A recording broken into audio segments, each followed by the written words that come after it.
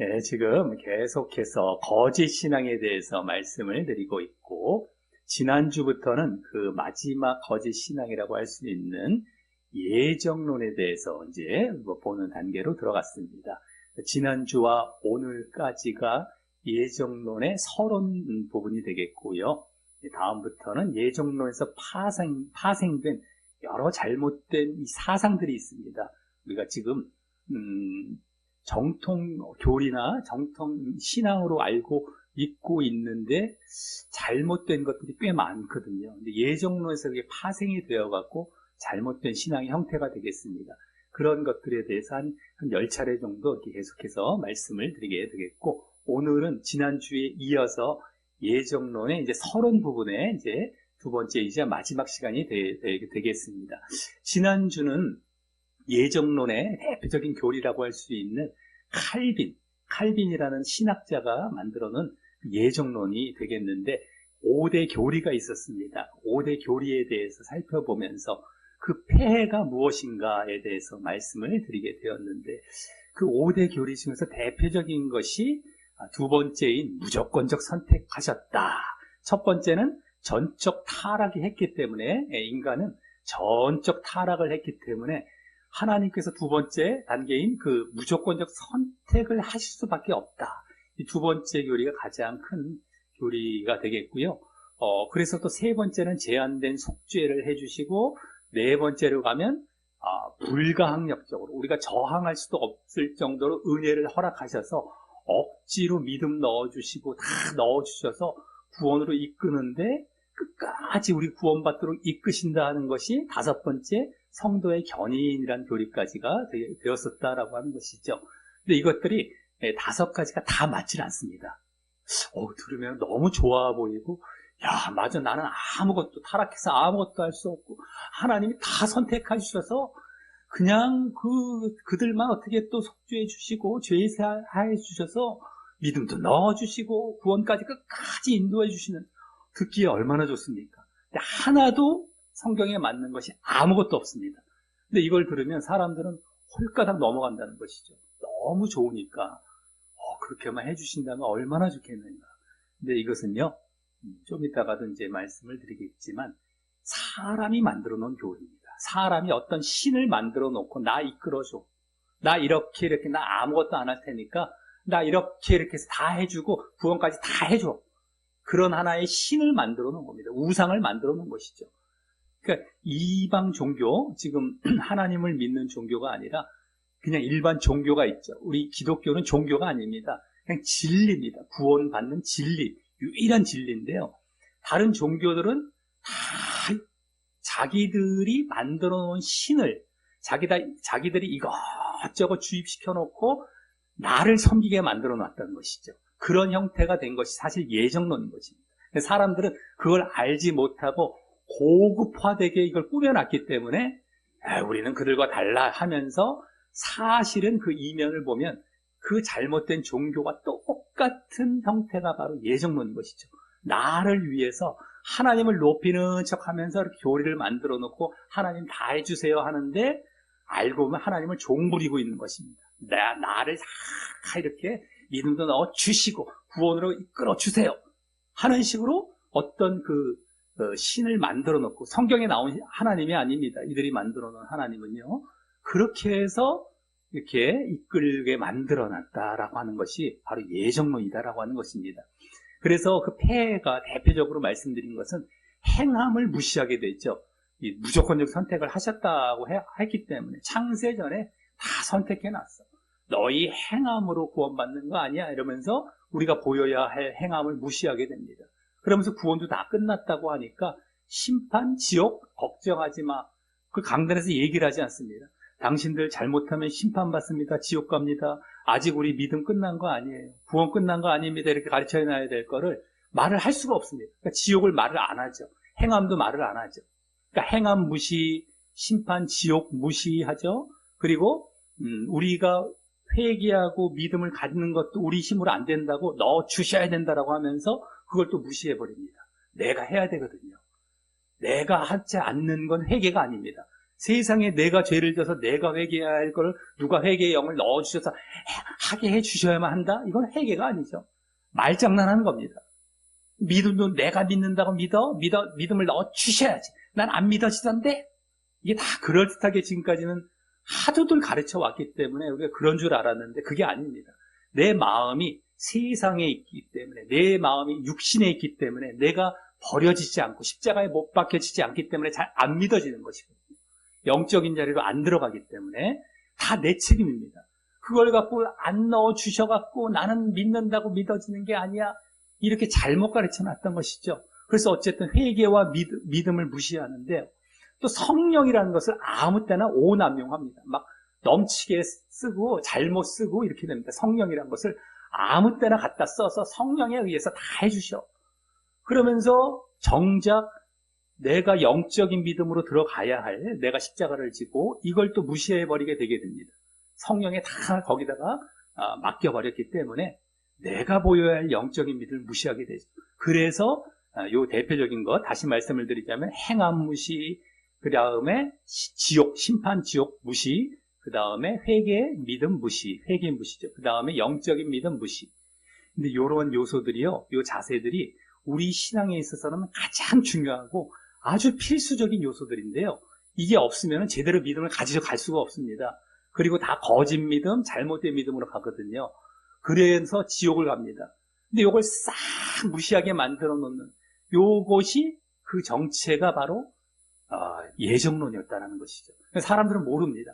너무 당장 좋으니까 막 그냥 축제해버리듯이 좋아라 하고 쫓아가면서 그 끝은 결국에 지옥을 가게 되어 있는 이것이 바로 예정론이었다라고 하는 것이죠. 그래서 이 실체에 대해서 우리가 지금 예정론에 대해서 하나하나 그것을 밝혀나가면서 거기서부터 빠져나오고 절대 거기에 영향받지 말고 젖어들지 말아야 된다는 것을 말씀드려가고 있는 것입니다. 오늘은 이제 두 번째 시간으로요, 이제 예정론의 폐해, 또 그 정체가 무엇인지에 대해서 네 가지 정도를 또 계속 말씀을 드리게 될 텐데요. 그 전에, 이제 우리 이 예정이라는 것, 지난주 말미에 제가 잠깐 말씀을 드렸습니다. 성경에 나온 하나님의 예정이라는 것은 과연 무엇일까? 창세 전에 우리 개개인 한 사람 한 사람을 선택해 놓으신 것이 아니라요, 그리스도 안에서 선택하기로 계획을 예정해 놓으신 것. 그리스도 안에서 선택하기로 예정이란 말은 계획이란 것입니다. 예정해놨다, 계획해놨다. 그러니까 그리스도 안에서 선택을 하시기로. 그건 무슨 말일까요? 그리스도 안에서라는 말을 절대 빠뜨리면 안 됩니다. 그리스도 안에서라는 말은요, 이제 그리스도를 내가 보낼 텐데 그리스도를 믿음으로 말미암아, 요거 뜻이가 그리스도 안에서라는 말입니다. 그러니까 그리스도가 오시면 그 그리스도를 믿는 자, 이들이 내가 계획해 놓은 그 구원받을 그 공동체, 개개인이 아니라요, 구원받을 공동체입니다. 하나의 하나님 백성이라고 할 수 있고요, 하나님 나라라고 할 수 있는 것입니다. 누구 개개인을 막 이름까지 다 내가 알고서 탁탁탁 예정해 놓으셨다는 것이 아니라요, 공동체를 이렇게 예정해 놓으셨다는 겁니다. 개개인을 예정해 놓으신 것이 아니라 공동체. 근데 이 공동체 안에 누가 들어갈지 아무도 모릅니다. 이것은 그리스도 안에서 이걸 계획해 놓으셨기 때문에 아무든지 그리스도를 믿는 자들로 이 공동체 안에 들어가도록 계획해 놓으신 것이죠. 그러니까 창세전에 계획해 놓으신 것은 그리스도, 예수님과 함께 그 예수님을 믿을 자들, 그러니까 그리스도를 머리라고 하고요, 믿을 자를 몸이라고 합니다. 그러니까 머리와 몸, 이것이 이제 성경에 나오는 예정의 실체입니다. 이것이 계획이 되어 있다는 겁니다. 그러니까 누가 믿을지는 아무도 알 수 없어요. 그것은 자기가 복음을 듣고 받아들여서 내가 믿음의 자리로 들어가서 또 바르게 믿는 자리로 들어가는 것, 이것이 되는 자들은 누구든 간에 공동체 계획 안에 다 들어가는 겁니다. 그러니까 창세전에 누가 구원받을지는 아무도 선택된 사람이 없습니다. 내가 믿음으로 그 계획 안에 들어가는 것이죠. 그 선택 안에 들어가는 것이죠. 그래서 선택이란 말이 나오는 거, 택하셨다라는 것도요, 그 계획해 놓은 공동체 안에 택함을 받았다, 너희들이 그리스도를 믿음으로 요럴 때 쓰는 말씀이거든요. 그걸 계획해 놓으셨기 때문에 택함을 받았다라는 말로 쓰는데, 그 택함이란 말만 나오면 예정론자들은 다 창세전에 개개인을 택하셨다라는 것으로 잘못 가르치고 있다는 것이죠. 그것이 아니라 언제든지 누구든 간에 예수님을 제대로 믿었다 하면 그 공동체 안에 들어가는 것입니다. 선택받게 되는 것입니다. 그래서 택함, 선택이란 말을 쓰는 것뿐이지 절대 창세전에 선택받았기 때문에 그런 말을 쓰는 것이 아니거든요. 그래서 성경에 보면은요, 우리 1번 말씀과 2번 말씀에 이제 볼 텐데, 1번 말씀은 다 그리스도 안에서라는 말이 나오고요. 2번 말씀은 우리가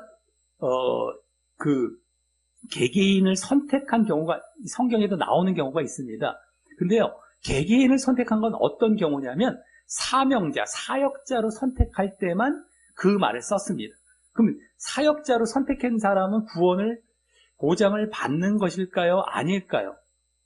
사명자로 선택받은 사람은 구원을 보장받는 건 아닙니다. 그러니까 일꾼으로 선택은 받았지만 그럼에도 불구하고 내가 일꾼으로 사역자로 이렇게 살아가면서도 나도 믿음을 지켜나가야 되는 것이죠. 내가 사역자로 복음을 전했는데 내가 복음을 제대로 안 믿고 있다. 그럼 나도 구원을 못 받는 것이죠. 그러니까 사역자로 선택받았던 그 개개인이라고 할지라도, 원래 공동체 예정만 나와 있습니다. 성경에는요. 근데 개개인은 사역자일 때만 유일하게 나와 있는데 그 사역자들도 구원을 보장하는 그런 예정이 그 선택이 아니었습니다. 자신들이 사역을 하면서도 끝까지 믿음도 잘 지켜나가야 된다는 것이죠. 자, 그 내용이 이제 2번에 나올 텐데요. 1번부터 한번 읽어보겠습니다. 1번은 다 그리스도 안에서라는 말이 나오면서 예정, 선택이라는 말이 나오는데, 그 사실을 아시면서 한번, 그 밑줄 친 부분을 잘 보시면서 한번 읽어보겠습니다. 1번입니다.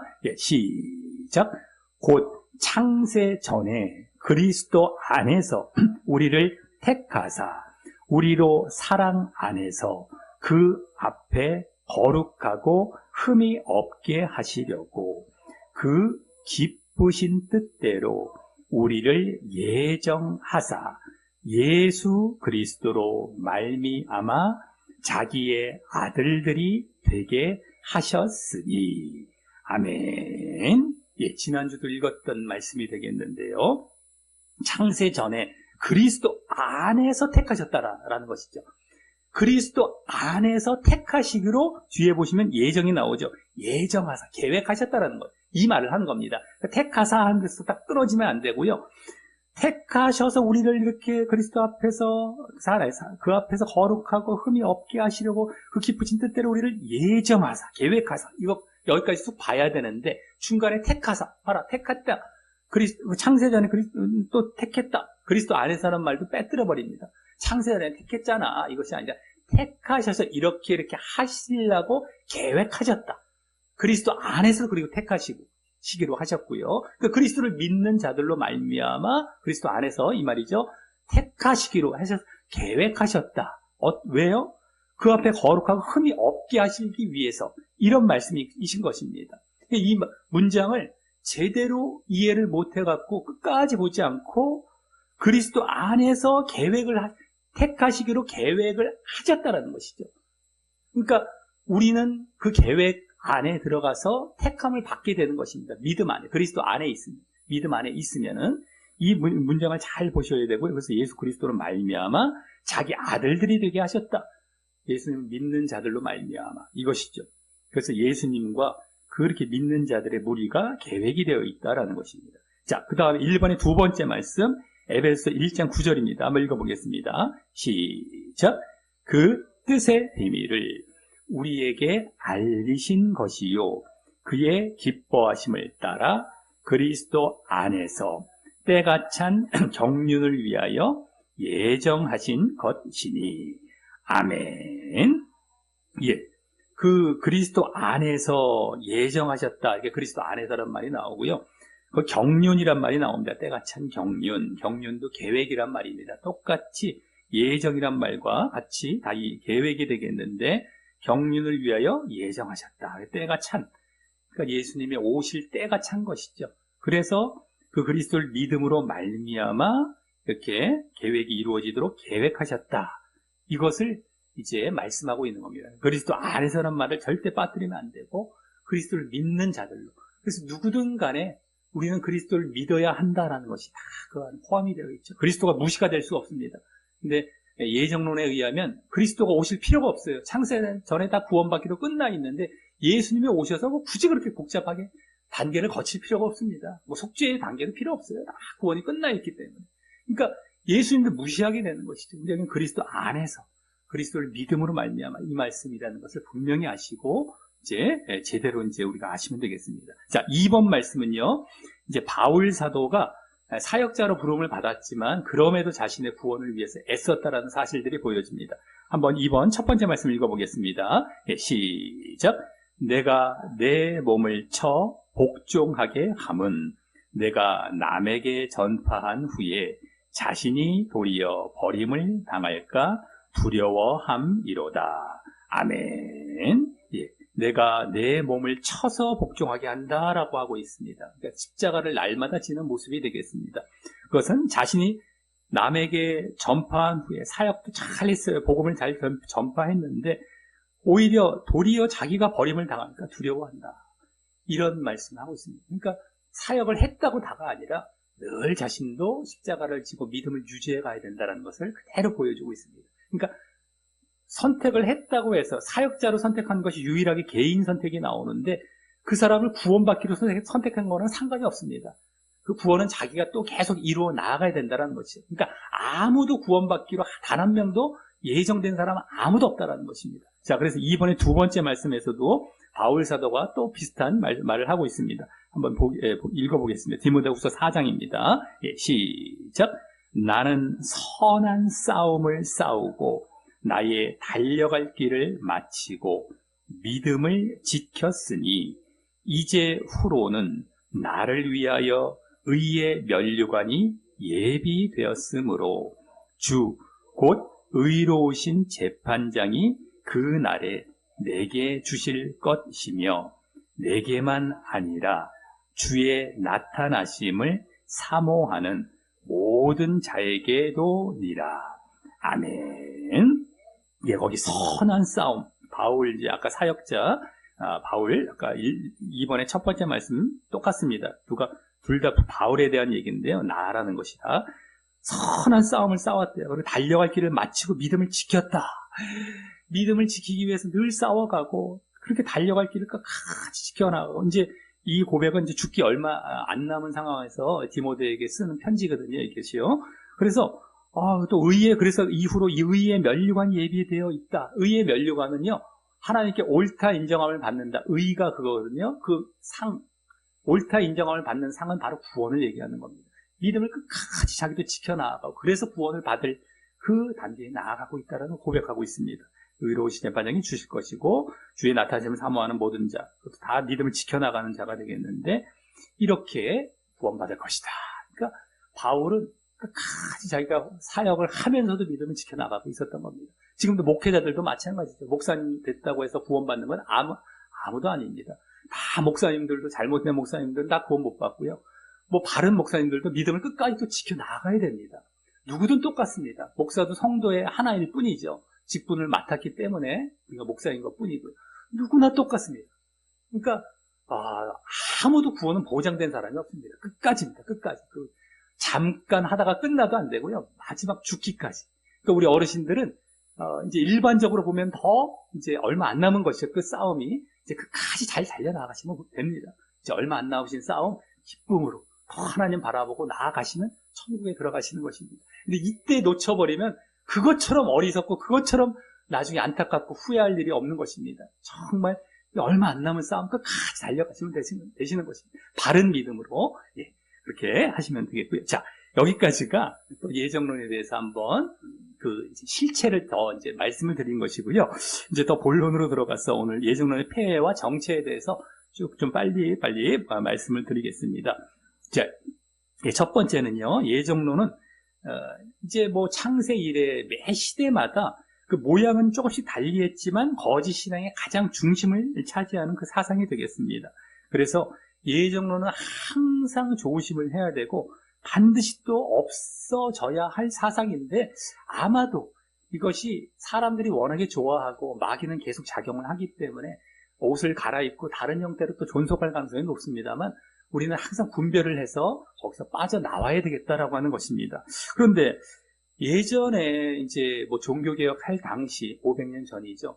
그리고 뭐 한 100여 년 전만 해도 인쇄술이 발달이 되지 않아서 성경이 많이 보급이 되지 않았습니다. 그때는 잘 성경을 몰라서 사람들이 예정론에 넘어갈 수도 있었겠다 하겠지만 지금은 성경이 아주 보급이 돼서 누구든 볼 수 있습니다. 그래서 그 잘못을 누구든지 깨닫고 발견할 수 있음에도 불구하고 어떻게 계속해서 사람들은 그 사상을 이제 계속해서 받아들이고 그 자리를 계속 예정론을 이어갈 수 있는 것인가 우리는 궁금해지게 됩니다. 그래서 그들이 어떻게 그렇게 계속해서 사람들에게 영향을 미치고 존속해 가는지를 말씀을 드리자면요.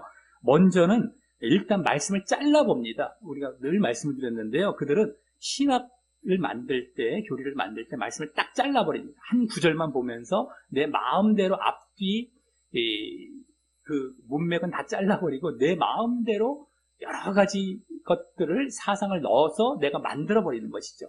그러니까 먼저 사상을 만들어 놓고 말씀을 잘라서 비슷한 걸 거기다 갖다가 제시하면서 근거 구절로 제시하는 격이 되는 것입니다. 사실은요.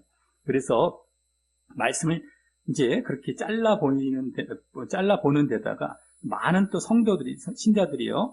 자세히 말씀을 또 보지 않죠. 그리고 잘 안 봅니다. 말씀을 잘 모릅니다.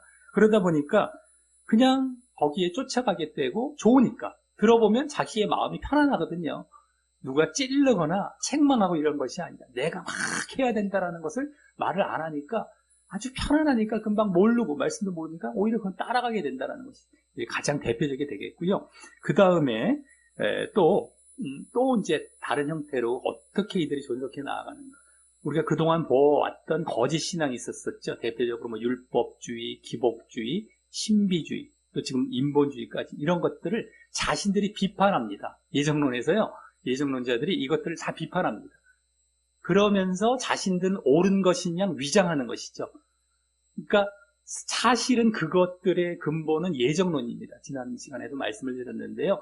예정론 때문에 창세전에 다 구원이 끝났다라고 했기 때문에 내 마음과 내 중심, 신앙의 중심은 영적인 데와 내세적인 데로 들어가지 않고요. 현세, 이 땅에 살아가는 것, 그리고 육신적인 것, 이런 것들에 내 마음을 둘 수밖에 없습니다. 구원은 다 끝났다고 하니까 현세에도 잘 먹고 잘 살면 좋겠네 이러면서 그냥 구원도 끝났고 이 세상에도 잘 먹고 잘 살고 하면서 구원을 오히려 제쳐버리죠. 그리고 내 마음은 온통 육신적이고 현세적인 것으로 들어갑니다. 눈에 보이는 걸 쫓아가게 되고요.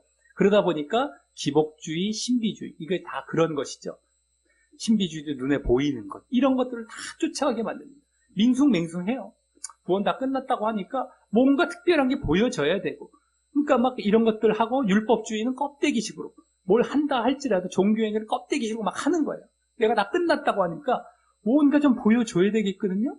그러니까 그렇게 껍데기식으로 마음에는 없는데 겉으로만 하는 이런 식의 종교행위로 바뀌어 나가죠.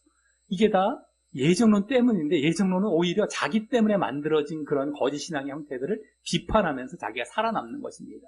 참 교묘하죠. 근데 사람들은 그걸 비판하니까 저 비판하는 사람들이 잘못됐겠어? 예정론자들은 옳겠지 하면서 사람들이 그걸 또 따라가게 되는 것입니다. 자기가 대장인데 대장이 쫄병들을 다 죽이고 자기는 살아남는 격이 되는 것입니다. 율법주의와 이 신비주의, 기복주의가 다 쫄병인데 그것들을 죽이고 자기가 살아남는 격이죠. 자, 그래서 이것이 첫 번째가 되겠습니다. 그래서 아주 고상한 척 위장하고 뱀이 또아리를 탁 틀고 있듯이 아주 굳게 또아리를 이런 식으로 틀고 있는 것인데요. 다른 이제 신앙들을 비판할까 할지라도 예정론에서 잘 분별하시고 바로 너희들 때문에 오히려 그렇게 된 것이다 라는 것도 아시면서 절대 피해 나가시길 바라겠습니다. 자, 두 번째는요, 예정론은 이제 하나님의 절대 주권을 내세우고 그래서 신본주의, 하나님 중심주의처럼 자신들을 포장하죠. 하나님의 절대 주권, 인간의 의지로는 아니야. 하나님의 주권에 의해서야 이렇게 한다라고 말씀을 드렸는데 그 절대라는 말 앞에 또 붙입니다. 절대 주권. 그래서 하나님을 되게 높이는 것 같고 하나님 중심인 것 같고 신본주의인 것 같죠. 신본주의, 하나님 중심주의. 근데 사실은 인본주의라고 말씀을 드렸죠. 인본주의 대표적인 사상이 바로 예정론이다. 왜냐하면 성경에 나오지 않는 그 교리를 인간이 중심이 되어서 만들었기 때문에 이게 인본주의입니다. 예정론은 인간이 만들어 놓은 사상입니다. 철학입니다. 사실은요. 그래서 하나님의 뜻에 완전히 위배가 되어 있고요. 또 폐해가 뭐냐면 하나님과 예수님과 성령님을 심각하게 욕되게 만듭니다. 하나님은 왜 욕되게 할까요? 하나님이 창세전에 구원받을 자와 지옥 갈 자를 선택하고 유기했다. 그러니까 구원받을 자한테는 하나님이 너무너무 좋으신 분인데 유기했다라고 했을 때 하나님이 욕먹어도 싼 분이 되십니다. 이 말이 안 되는 거예요. 유기된 자, 버림받은 자들은 하나님을 막 원망하고 욕해도 하나님이 아무것도 할 말씀이 없습니다. 근데 하나님이 그런 존재로 이 세상에 존재하는 것이 아닙니다. 하나님이 욕먹을 식으로 이 세상을 창조하시고 다스리시는 분이 아니시거든요.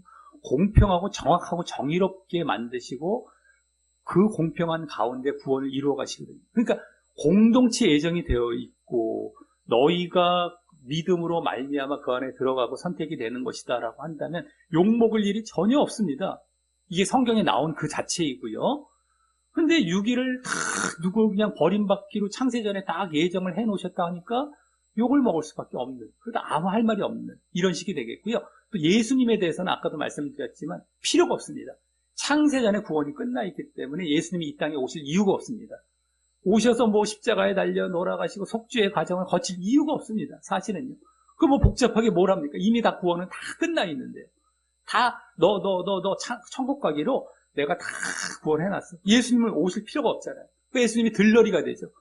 우리 구주이시고 우리의 진정한 정말 주인이실 분이 사라져버리고 무시가 돼버리는 겁니다. 예수님이 필요 없습니다. 자, 그 다음에 성령님에 대해서도 자기의 도구로 사용합니다. 도구. 성령님이 하나님으로서 우리가 하나님께서 우리를 도우시는 이제 우리는 종이 되고요. 하나님이 주인이시니까 우리를 도우시는 겁니다. 밀어주시고 우리가 해 나아갈 때죠. 그러한 주인으로서 성령님을 모시는 것이 아니라 도구입니다. 툭 하면 성령에 의해서 성령에다 딱 오남용 막 남발해가면서 성령에 의해서 어떤 신비적인 어떤 영이 돼갖고 나를 뭐 싹 해주고 도구처럼 사용하면 먹습니다. 성령을 무시하는 거예요. 이것도 은연중에 이게 잘 사람들이 분별을 못하죠. 그러니까 하나님, 예수님, 성령님, 하나님에 대해서 다 무시라는 겁니다. 이것이 하나님 사랑을 하지 않는 모습이죠. 실질적으로 겉으로 입술로는 안 그렇습니다. 근데 실질적으로는 그러고 있는 것입니다. 하나님 사랑이 없는 것이죠. 자, 그러면서 또 한 가지 예정이 되어 있고 유기가 되어 있다라고 하니까 선택과 유기가 되어 있다라고 하니까요. 전도도 형식입니다. 정말 저 이웃을 사랑해서 전도하는 것이 아니죠.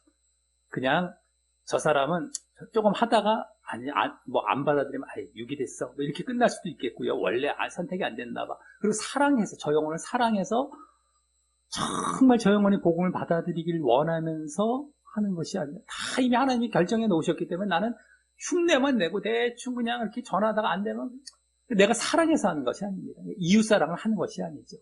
그러니까 하나님 사랑 안 하죠. 아까 하나님, 예수님, 성령님 그리고 이웃 사랑도 안 하는 것입니다. 우리 사랑의 가장 끝에 이제 보여야 할 사랑은 복음 전파하고 그들의 영혼을 구원하는 것인데요. 거기에 있어서도 제대로 된 사랑이 될 수가 없는 것이죠. 그러니까 하나님 사랑과 이웃 사랑이 없는 것입니다.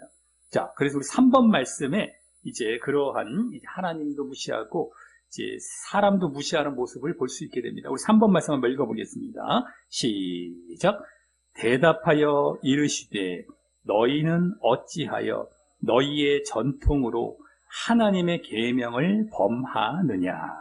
아멘. 예. 너희의 전통으로 나왔죠. 전통. 우리 인본주의 볼 때 전통. 이거 바로 이게 현대에서는 신학이라고 말씀을 드렸는데요. 지금 예정론이라고 보시면 되겠습니다. 예정론으로 하나님의 계명을 범하고 있는 것입니다. 사실 전통으로 하나님의 계명을 완전히 범하고 있는 그 모습이죠.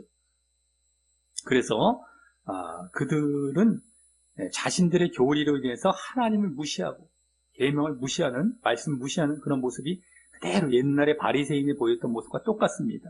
예, 그 다음에 3번의 두 번째 말씀, 누가복음 5장입니다. 예, 시작. 바리새인과 그들의 서기관들이 그 제자들을 비방하여 이르되 너희가 어찌하여 세리와 죄인과 함께 먹고 마시느냐. 아멘. 예, 바리새인과 서기관들이 비방을 하는데 너희가 어찌하여 예수님의 제자들에게 비방을 하는 겁니다. 세리와 죄인. 세리는 예전에 세금을 막 걷던 로마의 이제 그 지배 아래서 세금을 걷던 세리고요. 죄인, 같은 취급을 받았던 자들입니다. 세리나 죄인은 다 죄인 취급받았는데 그들과 함께 먹고 마시는 것을 싫어했던 거예요. 그러니까 바리새인들을 딱 구분을 해놨습니다. 우리는 선민, 우린 유대인, 저들은 죄인. 이렇게 지금 예정론과 비슷하죠. 우리는 선택받았어. 그들의 선민도 마찬가지입니다. 하나님의 백성이야 하면서 싹 구분을 해놓고 너희 왜 저래? 이러면서 이웃을 미워하는 모습이 있거든요. 그러니까 이렇게 딱딱딱 구분이 예정론자들은 속마음, 겉으로는 안 그렇습니다. 속마음은 다 구분되어 있는 것이죠. 그러니까 제대로 된 사랑을 보일 수가 없는 것이 예전과 똑같습니다. 아주 바리새인과 똑같습니다. 자, 이것이 두 번째고요. 자, 세 번째는요. 이제 믿음의 필수 요소가 행함이라고 늘 말씀을 드려왔습니다. 행함. 근데 행함에 대해서 이들은 두 가지 형태로 이제 이들은 대하게 됩니다. 첫 번째는요, 아예 행위를 무시하게 되기 때문에 방종이 나타나게 됩니다. 방종. 방종은 행함을 보이지 않고 내 마음대로 살아가고 내 마음대로 죄짓고 하는 것을 얘기하죠. 방종. 그래서 우리의 믿음은 사실 행함으로 증명이 되고 나중에 우리가 하나님 앞에 심판받을 때도 그렇기 때문에 행위로, 우리의 행함으로 심판을 받게 됩니다. 진짜 믿었느냐, 진짜 믿음이었느냐를 행함으로 심판을 받게 됩니다. 우리 4번 말씀 한번 그래서 읽어보겠습니다. 예, 시작. 내가 보거니와 믿음이 그의 행함과 함께 일하고 행함으로 믿음이 온전하게 되었느니라. 영혼 없는 몸이 죽은 것 같이 행함이 없는 믿음은 죽은 것이니라. 아멘. 예, 믿음이 행함과 함께 일한다. 절대 따로따로 분리가 될 수 없습니다. 그래서 행함으로 믿음이 완전해진다, 완벽해진다. 행함이 들어갔더니 정말 믿음이 완전한 믿음이 된 것, 진짜 믿음이구나라는 것이거든요. 온전이란 말이 진짜라는 말이라고 보시면 되겠습니다. 그래서 행함이 없는 믿음은 죽은 것, 가짜다 이렇게 말을 하고 있죠. 행함이 이렇게 필요한 것이고요.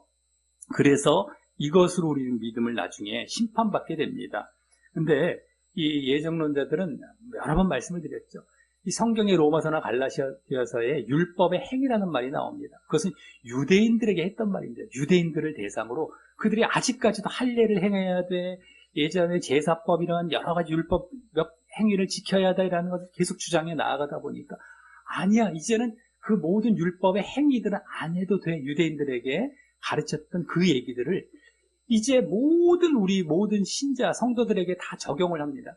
율법의 행위라는 말에서 율법이란 말, 행위란 말을 딱 분리해서 바울 사도가 때로는 율법이란 말만 쓰기도 하고 때로는 행위란 말만 쓰기도 합니다. 근데 그때 행위란 말을 썼을 때 그것이 유대인들에게 했던 율법의 행위라는 것인데 그것을 분별을 못하고 모든 행위를 하지 말아야 된다는 것처럼 얘기를 했던 것이죠. 근데 우리의 행위는 믿음 이전의 행위가 율법의 행위라고 한다면 믿음 이후의 행위는 믿음의 행위가 있습니다. 믿음의 행위가 바로 행함입니다. 근데 예정론자들은 율법의 행위, 믿음의 행위를 똑같은 행위로 다 묶어갖고 다 버려버렸습니다. 이게 잘못된 것이죠. 자, 그래서 이제 5번 말씀에 이제 그러한 로마서와 갈라디아서가 나오는데요. 이제 유대인들에게 했던 말씀을 이제 보여주고 있는데 한번 읽어보겠습니다. 네, 시작. 그러므로 사람이 의롭다 하심을 얻는 것은 율법의 행위에 있지 않고 믿음으로 되는 줄 우리가 인정하노라. 아멘. 예. 율법의 행위와 믿음, 이게 대조가 되죠. 여기서 율법의 행위라는 것이 바로 유대인들에게 너희들 그렇게 율법의 행위 계속 붙들고 있을래? 그거 아니야. 이제 믿음으로 다 바뀌었어. 이 예수님이 오셔서 믿음으로 바뀌었기 때문에 너희들 그런 율법의 행위 할래, 너희들만 선택받았다고 생각하는 것 그거 버려야 돼. 이걸 얘기한 겁니다. 너희들이 선택받았다고 생각해서 했던 그 행위들 그거 아니야 이제는. 이렇게 가르쳐주고 있었던 겁니다. 그것을 얘기하고 있고, 우리 갈라디아서 3장 2절 두 번째 말씀 읽어보겠습니다. 5번의 두 번째입니다. 시작. 내가 너희에게서 다만 이것을 알려 하노니 너희가 성령을 받은 것이 율법의 행위로냐 혹은 듣고 믿음으로냐. 아멘. 여기서도 똑같습니다. 성령을 받은 것, 이게 다 유대인들이었는데 믿었던 자들 얘기하는 것이거든요. 유대인들이었다가 믿은 자들. 근데 그들은 계속해서 유대의 율법을 안 버리려고 했던 겁니다. 율법의 행위. 그래서 여기서 그걸 대주해서 얘기를 해주고 있는 것이죠. 유대인들을 대상으로. 이걸 분별을 잘해야 되는데 말씀을 잘라보고 그냥 막 그렇게 잘못 보기 때문에 행위란 말만 잘라서 나오는 부분을 갖고 그렇게 잘못 가르치고 있었던 겁니다. 자, 그리고 이게서 방종, 이 행위를 안 보여서 이런 방종이 나타나는 경우가 있고요. 두 번째는 보이긴 보이는데 겉으로 껍데기로 보이는 율법주의적인 모습, 바로 외식이라고 할 수 있습니다. 우리 율법주의 때 다 봤습니다. 보이긴 보입니다. 근데 껍데기로 보여요. 외식으로. 그냥 안 보일 수는 없어요. 성경에 이렇게 행하라라는 얘기들이 나오니까 껍데기로만 보입니다. 그래서 예배도 그냥 껍데기로, 회개도 껍데기로, 기도도 껍데기로 그냥 대충 형식적으로 하는 것이죠. 그래서 우리 6번 말씀도 읽어보시면요, 그 당시에 이제 세례 요한도, 예수님이나 세례 요한도 이제 이렇게 그들이 이렇게 종교 행위 정도로 끝나는 걸 책망하는 경우가 있었습니다. 한번 읽어보겠습니다. 시작. 그러므로 회개에 합당한 열매를 맺고 속으로 아브라함이 우리 조상이라 말하지 말라. 내가 너희에게 이르노니 하나님이 능히 이 돌들로도 아브라함의 자손이 되게 하시리라. 아멘. 예. 회개에 합당한 열매라고 얘기를 하죠. 이 바리새인들도 막 세례 요한이 세례 주는데 나와서 막 회개를 보이는 척 했는데요. 그들은 껍데기로만 보였기 때문에 열매를 보여라. 회개했으면 정말 변하고 너 죄 지은 거 이제 안 하기를 열매로 보여줘라. 라는 것을 지금 요구하고 있는 것입니다. 아브라함이 우리 조상이라고 하는 것은 우리가 선택받은 유대인들이다라는 것을 자부하면서 우리는 에이, 껍데기로 그냥 회개하는 척만 해도 돼. 우리는 다 끝났어, 구원. 아브라함 우리 조상이야. 이게 그 당시의 선택, 예정과 똑같은 것이었거든요. 그래서 껍데기, 율법주의적인 행위, 외식, 종교 행위, 이걸로 보이고 있는 겁니다. 이게 다 잘못된 것이죠. 자, 6번의 두 번째 말씀, 거기도 나옵니다. 한번 읽어보겠습니다. 예, 시작. 마가복음 12장 6번의 두 번째입니다. 예, 시작.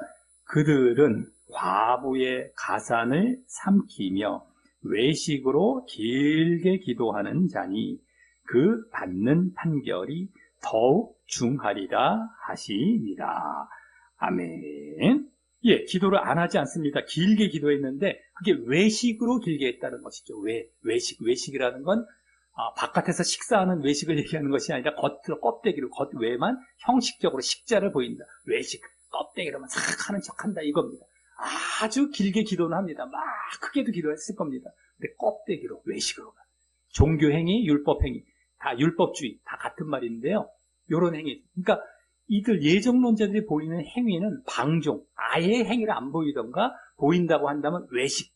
요것이 이제 우리 세 번째로 지금 말씀을 드린 것이고요. 이제 마지막 네 번째는요. 예정론은 사람이 만든 사상이기 때문에 성경이 없기 때문에 항상 그들의 주장하는 그 신학 교리나 이 문장들을 보면은 항상 모순이 나타나게 됩니다. 앞뒤가 안 맞습니다. 앞에 했던 말과 뒤에 했던 말이 딱 부딪혀서 안 맞는 경우가 거의 대부분인데요. 그럴 때마다 빠져나가는 방법이 있었습니다. 이들은요. 뭐냐면요. 우리 7번 말씀이 되겠는데요. 하나님께서 하시는 일을 사람은 알 수 없어. 아유, 오묘한 하나님의 그 진리의 말씀은 우리가 어떻게 알아? 인간은 다 알 수 없어 하면서 싹 빠져나갑니다. 자, 한번 7번 말씀 읽어보겠습니다. 예, 시작. 깊도다 하나님의 지혜와 지식의 풍성함이여 그의 판단은 헤아리지 못할 것이며 그의 길은 찾지 못할 것이로되 아멘. 이로다. 예. 거기 보면은 하나님의 지혜와 지식의 풍성함, 그 판단, 헤아리지 못할 것, 그 얘기는 찾지 못할 것. 그러니까 너무 깊고 오묘하다라는 것을 말씀하고 있기 때문에 인간은 하나님이 하시는 걸 다 알 수 없기 때문에 모순이 딱 나왔을 때 우리는 몰라. 대충 하나님이 다 이런 것들은 그냥 다 알아서 했기 때문에 우리가 몰라서 그런 거야 라고 이제 넘어가 버리는 것이죠. 자, 그런데 우리 성경에서 가장 중요한 주제가 뭘까요? 성경에서 가장 우리에게 가르치고 하나님께서 우리에게 말씀하시려고 하는 그 내용이 무엇일까요? 하나님의 말씀이라고 하지 않습니까, 성경은? 그럼 바로 구원입니다, 구원. 근데 그 구원을 우리에게 주시면서 그걸 이렇게 알 수 없게 제시해 놓지는 않으셨습니다. 분명하게 이스라엘의 역사나 또 신약에 와서 어떻게 믿어야 되는지에 대해서 다 정확하고 분명하게 모순이 알 수 없지 않게 다 기록해 놓으셨습니다. 하나님께서 논리적으로 다 정확하게. 그런데 이 예정론자들은 모호하게, 이제 우리는 알 수 없다라는 식으로 이런 말씀. 이 지금 7번 말씀이요. 어떤 때 했던 얘기냐면은 이방인들의 구원, 또 유대인들의 구원. 유대인이 아닌 자들이 다 이방인이죠. 유대인들을 중심으로 성경이 구약이 쓰여졌고, 이 당시에 로마서에서도 유대인들을 중심으로 얘기를 하다 보니까 유대인이 아닌 이방인과 유대인들에 대해서 구도로 얘기를 하는데, 하나님께서 유대인들이 이렇게 안 믿게 되었던 것을 잠시 허용한 것은 이 이방인들이 이제 복음을 먼저 받아들여서 그들이 구원으로 나아간 다음에 다시 저들이 시기가 나서 유대인들도 시기가 나서 또 믿어서 또 저들 가운데서도 일부가 믿음으로 들어오도록 계획해 놓으셨다. 이러한 오묘한 진리, 얼마나 하나님의 그 계획 같은 것들이 얼마나 오묘한지 그냥 찬양하는 식의 그런 얘기입니다. 그것도 막 알 수 없다 해갖고 알 수 없는 내용을 얘기하는 것도 아니고요. 그 오묘한 하나님의 계획과 섭리가 너무너무 오묘하다 보니까 그걸 찬양하는 식의 얘기가 이 말씀이었습니다. 근데 그것을 갖고 그들은 어떻게 해서든지 빠져나가야 되니까 찾다가 요 말씀 찾은 거예요. 봐. 그래서 제시하는 이런 내용이 되는데요. 사람들은 이 말씀 제시하면 정말 그러네 하면서 또 넘어갑니다. 그렇지 않습니다. 정확하게 논리적으로 분명하게 우리의 구원의 길을 제시해 놨습니다. 행함이라는 것도 분명하게 해야 된다는 것도 성경 전체에서 꽉 차 있고요. 자, 그 다음에요. 또 어떤 식으로 빠져나가냐면 말꼬리 잡기입니다. 말꼬리 잡기. 그러니까 이미 이렇게 저렇게 이제 서로 간에 논쟁이 될 수도 있고 모순이 나오면 그 말 문장에서 단어에서 당신들 틀렸죠 하면서 다 끝난 얘기를 자기들도 이제 받아들이는 것만 남았는데 그 단어나 문장을 붙들어서 또 그걸 갖고 막 말을 만들어 갑니다. 막 뒤죽박죽 논리를 펴갑니다. 앞뒤도 안 맞는. 그러면서 장황하게 말들을 만들어 가면서 또 살아납니다. 이게 말꼬리 잡기죠. 논리를 막 알 수도 없게 만들어놔요. 길게. 그럼 사람들이 듣다가 막 모릅니다. 그러면서 거기 또 훅 넘어가는 것이죠. 자, 이런 말꼬리 잡기가 있고요. 또 흔히 또 물귀신 작전이라고 할 수 있습니다. 그러니까 이 칼빈의 교리가 잘못되었다면 또 바르게 또 주장하는 신학도 있습니다. 물론 완전하진 않지만 그 완전하지 않은 데 있어서 저들이 약간 잘못된 부분을 붙듭니다. 그러면서 너희들이 잘못되었으면 우리도 잘못되었기 때문에 너희도 잘못된 거 똑같지 않느냐. 이런 식으로 물귀신 작전으로 잡고 들어가는 것이죠. 그래서 그들이 만약에 살아나면 자기도 살아나는 겁니다. 그들은 이 칼빈 예정론은 완전히 다 잘못된 것이거든요. 이들은 완전하지 못하고 약간 잘못된 부분이 있을 수가 있는데 그것을 붙들고 자기들이 거기에 묻어서 같이 가는 것이죠. 지금 우리가 죄를 지을 때도 야, 너 죄 안 져? 이러는 것과 똑같습니다. 우리가 죄 안 지려다가 완전하게 살아가려다가 잠깐 죄를 지을 경우 빨리 회개해서 털어버린다고 했지 않았습니까? 근데 봐라, 너도 죄 짓잖아. 너도 우리랑 똑같아 하면서 물귀신 작전 피는 것과 똑같습니다. 그렇게 또 살아남으려고 하는 것이죠. 그래서 우리 8번 말씀 한번 읽어보겠습니다. 그 당시에도 예수님께서 저희 바리새인들에게 모순을 지적하신 말씀인데 한번 읽어보겠습니다. 시작. 너희 말이 내가 바알세불을 힘입어 귀신을 쫓아낸다 하니 만일 사탄이 스스로 분쟁하면 그의 나라가 어떻게 서겠느냐. 아멘. 예. 귀신 바알세불을 힘입어 귀신을 쫓아낸다. 귀신을 힘입어 모순이죠. 그래서 귀신과 귀신이 서로 싸우면 어떻게 그 나라가 서겠느냐. 이게 모순인 겁니다. 자, 여기까지 이제 말씀을 드렸는데, 오늘도 이제 지난주도 좀 시간이 많이 지나갔습니다. 왜냐하면 아주 중요합니다. 예정론은 너무 사람들에게 깊이 영향을 미치고 있기 때문에 조금이라도 자세히 말씀을 드리려다 보니까 조금 시간이 더 지나갔는데요. 이제 끝났습니다. 자, 그래서요, 오늘 이제 어떻게 예정론이 살아남고 있고 폐해가 무엇인지, 정체가 무엇인지 말씀을 드렸는데요. 첫 번째는 거짓 형태들을 비판하는 척 하면서 자기는 살아남는다. 다른 거짓 형태의 신앙을 비판하는 척 하면서 살아남는 경우고요. 또 신본주의처럼 위장을 했지만 철저히 인본주의라서 하나님 사랑과 이웃 사랑을 안 보입니다. 실질적으로. 당연하죠. 이건 성경에 나오는 것이 아니기 때문에 하나님 사랑과 이웃 사랑이 될 수가 없습니다. 자, 그 다음에 세 번째는 행함에 대해서 결국엔 방종하던가 외식으로 보이게 된다는 것이었고요.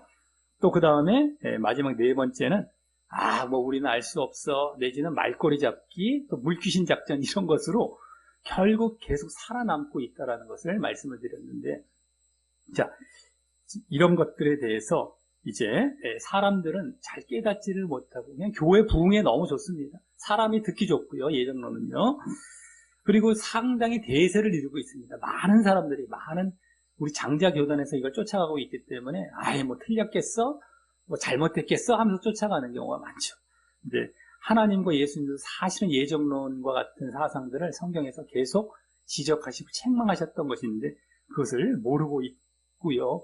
근데 하나님께서 이걸 잠시 용납해 놓으신 것은 정말 너희들이 마음을 다해서 나를 사랑해서 믿느냐, 아니면 껍데기로만, 나는 사랑하지 않는데 껍데기로만 믿는지를 보시고자 이것을 그냥 내버려 두고 계신 것이고요.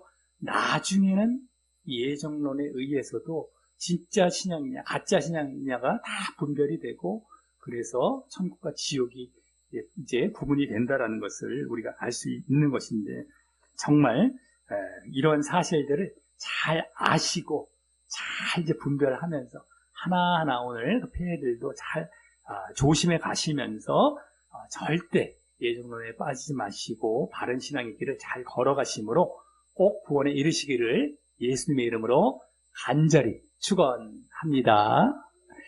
예, 우리 말씀 여기 뒷면에 기도하게 하고 마치도록 하겠습니다. 예, 시작. 하나님 아버지, 오늘은 예정론의 폐해와 함께 그 정체를 알게 하시니 감사합니다. 그것은 오히려 자기로 말미암은 다른 거짓 신앙 형태들을 비판하는 척하며 계속 존속하고 있고, 또 신본주의처럼 위장했지만 실제로는 철저한 인본주의라서 하나님 사랑과 이웃 사랑도 없던가 거짓이고, 또 행함을 행위로 치부하여 방종케 하던가, 아니면 보인다 해도 외식으로 보이게 하고 있고, 또 숱한 모순에도 불구하고 말꼬리 잡기나 물귀신 작전으로 계속 그 이론을 관철시키고 있는 모습이었습니다.